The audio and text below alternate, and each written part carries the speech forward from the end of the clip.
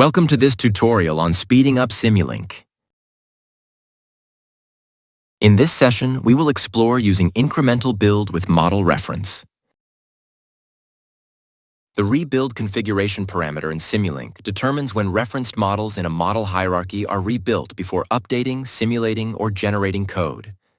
This parameter helps optimize simulation time by managing the rebuild process efficiently. The default setting is if changes in known dependencies detected, where it conditionally rebuild targets for referenced models only when Simulink detects changes that could affect simulation results. It reduces time spent on unnecessary rebuilds by focusing only on relevant changes. In this example, the top-level model contains multiple model references, including the BMSSOC estimation model.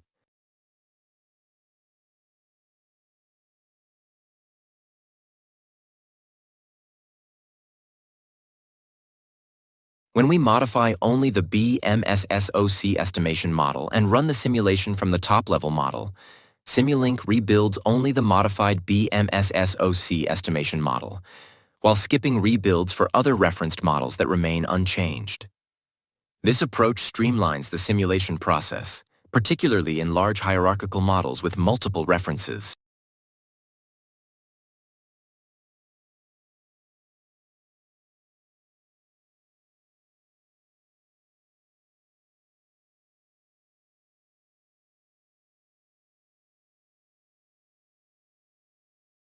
Having a proper model architecture enhances simulation performance by promoting modular design.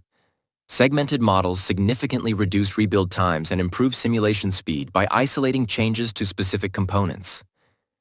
Having a proper model architecture also improves team collaborations.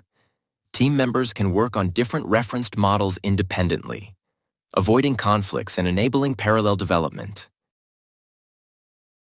Model reference in Simulink offers the flexibility to use different simulation modes, allowing us to balance performance, flexibility, and accuracy based on the needs. Simulation modes for model reference can be normal mode, accelerator mode, software in the loop, SIL, and processor in the loop, PIL modes. For example, model reference A can be run in normal mode, which is best for editing and debugging, as it provides full visibility and interactivity with the referenced model. Model reference B can be run in accelerator mode, which is faster, especially for computationally intensive or repeated simulations. It's suitable for models that don't require frequent debugging or interactivity. In the previous example of the BMSSOC estimation model, the rebuild process is performed serially, where each referenced model is rebuilt one after another.